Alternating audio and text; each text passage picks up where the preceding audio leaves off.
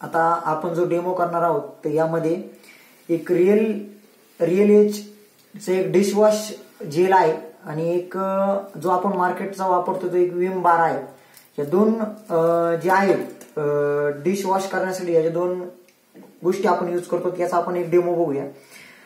बघा आता आपण मार्केटचा जो विम वापरतोय तर हा विमचा मी तुम्हाला एक डेमो दाखवतोय किंवा करतोय.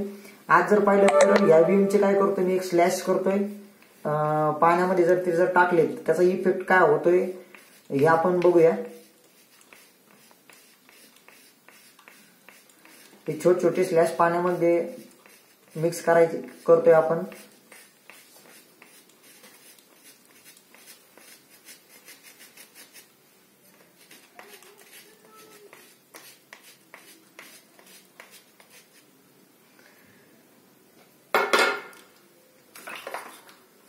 या विमचे काय केलेत मी एक स्लॅश पाण्यामध्ये टाकलेत आणि ते पाण्यात टाकल्यानंतर ते मिक्स करून घेतले.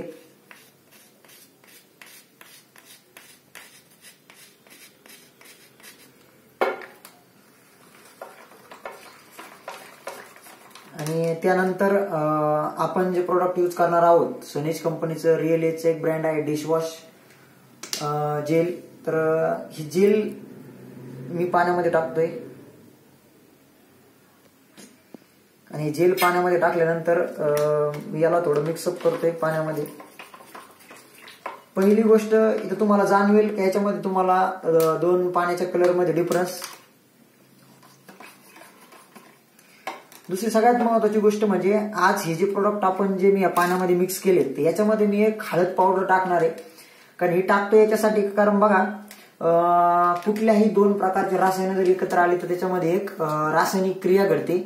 आणि आता मी काय करतोय का हळदीमध्ये पण काहीशा प्रमाणामध्ये रसायन आहे आणि आपल्या प्रोडक्टमध्ये पण असू शकतात तर आपण ते चेक करूया. टर्मरिक पावडर मी इकडे टाकली आहे. टर्मरिक पावडर मी टाकली आहे दोन्ही याच्यामध्ये सारखीच मिक्स केली आहे. आता बघू आपण पहिली गोष्ट याच्यामध्ये लवकर टर्मरिक पावडर विरघळत नाहीये का कारण याच्यामध्ये आता रासायनिक प्रक्रिया व्हायला लागली आहे.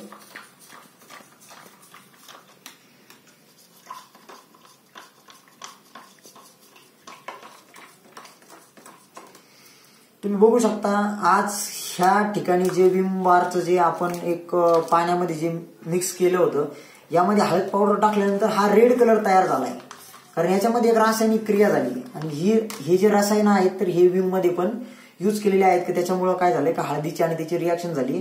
त्याचप्रमाणे तुम्ही जर इथं बघितलं तर ह्या रिअल एजच्या डिशवॉश जेलमध्ये कुठल्याही प्रकारची रासायनिक क्रिया नाही झालेली आहे. असा हळदीचा जसा पिवळा कलर आहे तसाच पिवळा कलर याच्यामध्ये राहिला आहे.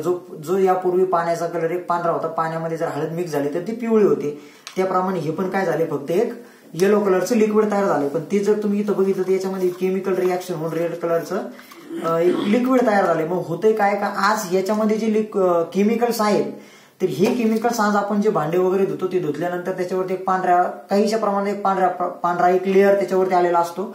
आणि ज्या वेळेस आपण त्याच्यामध्ये भाजी घेऊन कालवण घेऊन किंवा आपण हळदीचे काही पदार्थ आपण त्याच्यामध्ये घेतो ते घेतल्यानंतर त्याच्यामध्ये काहीतरी एक रिॲक्शन क्रिएट होते ती आपल्याला फक्त डोळ्याने दिसत नाही. ज्यावेळेस ती पोटात जाते त्यावेळेस अशा प्रकारची तिथे रिॲक्शन होऊन वेगवेगळ्या प्रकारचे लिक्विड आपल्या पोटामध्ये तयार होतात. तर आज जर पाहिलं तर एक जबरदस्त प्रोडक्ट आहे सनीज कंपनीचं रिअल एजचं डिशवॉश जेल. हे आपण जर यूज केलं तर 100% केमिकल फ्री लाईफ आपण जगू शकतो. थँक्यू.